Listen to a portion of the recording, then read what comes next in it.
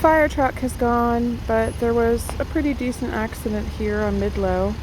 Oh, actually, I think it's once again in front of where I used to have a storage unit.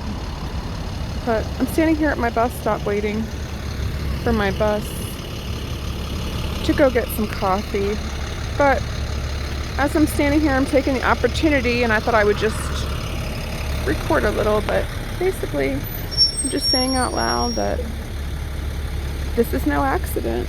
And for every one of these people, for it to be impressed upon their psyche today that this was no accident, there will be many more and many other methods, and they won't be here in a year. Very few will still be alive in a year, and those will be in prison permanently. All of you entitled people who go to the gym or go out to eat or go have a fun day at the beach, and your lives are lived in fun built off of the pain and murder of innocent people. And somehow you go about, I don't even know how you do it. You go about your day.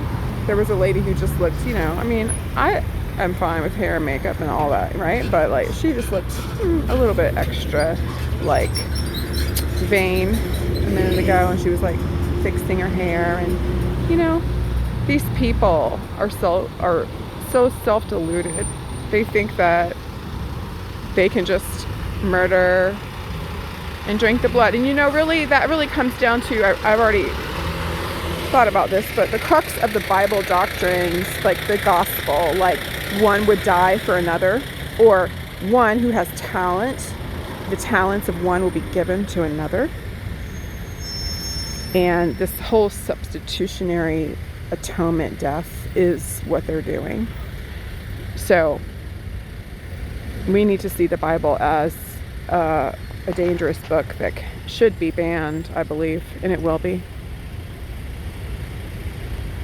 Because it tells you how to believe it. Like I've said before, it doesn't say, oh, we've got some nice poetry here if you're into that kind of thing. If you want your life to be ruined, you can take it this way. They tell you to take it the way that is damaging, the most damaging. So anyway, all of you, this was no accident.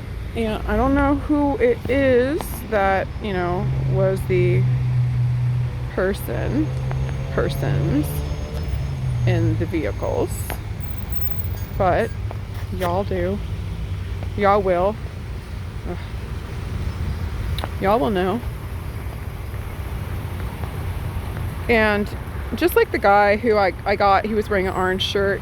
I got him in a video taking of a Hispanic guy who was there, both stalking me. But then I did a couple extra with the one guy in the orange shirt. I perceived that he was higher ranking. I perceived that, maybe he's got a name for himself. He's something, right? But he's really not shit. And that motherfucker will go down because of me. And that's what I am. I'm the one y'all least suspected. I'm the one y'all looked on, and for some reason, because you aren't spiritual, because you aren't intuitive, because you aren't anything really, you looked on, and for whatever reason, when I was caught up in y'all's false doctrines of Christianity, and so therefore I was already suppressing, maybe like what I like, my style, my taste. Right, to be more modest and wholesome and all of that, right? And that was because y'all had sent in so many people to molest me and rape me and, put root work on me since I was an infant. So it was all, a cumulative effect. But y'all looked on for some reason and thought this one will be easy. This one will be easy to take out. This one will be easy to whatever. And I can understand, because you have me in the lengthy marriage that's false, and that y'all do this kind of thing all the time. I mean, people who murder, what is it, several times a week for each one? I don't know. I'm assuming it's at least like Wednesday and Sunday evening, y'all have the Lord's Supper. Or maybe it's just once a month, but I don't know. I got a taste of that electrical feel. I have a feeling it's more often than that. We, others like myself, which I don't think any are in Virginia unless they're my minor children, but we will just look on at this video in memory of you all. Not pleasant memories either, just memories.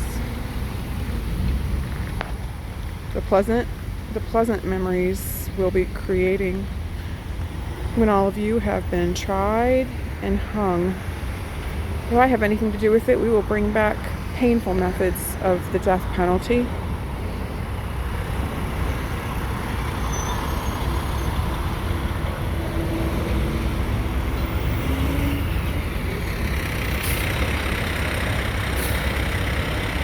This is, I believe, the third accident, at least that I have seen evidence of, since I called the judgment of these type of things again several days ago. And I had asked my spirit team to show me evidences. So when it stops up traffic real bad and you have a lot of emergency vehicles and it takes quite a while to get back going, to me that equals at least one death or major injury at least. And you know, see, I'm not this psycho crazy, like I'm not I would never think I would be happy that someone died, but I am now because I see what y'all do, and it's y'all's entitled spirit, y'all's entitledness that makes you think like, how dare I wake up, how dare I flee for my life, how dare I take back my power, how dare I. But Hearst, our energy, we've been building homes and businesses and we've been building wealth, and this is not fair. That entitled attitude that you all have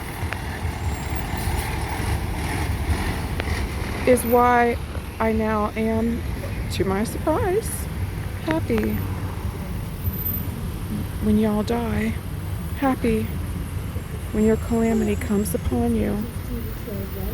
Because y'all think it should be innocent people who die, people who have done nothing wrong and who never would do the kinds of things that y'all do habitually.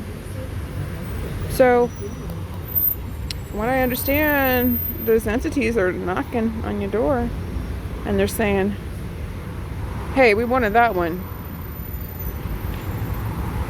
Well, we tried. Well, we can't. Well, just give us more time. Well, no more time.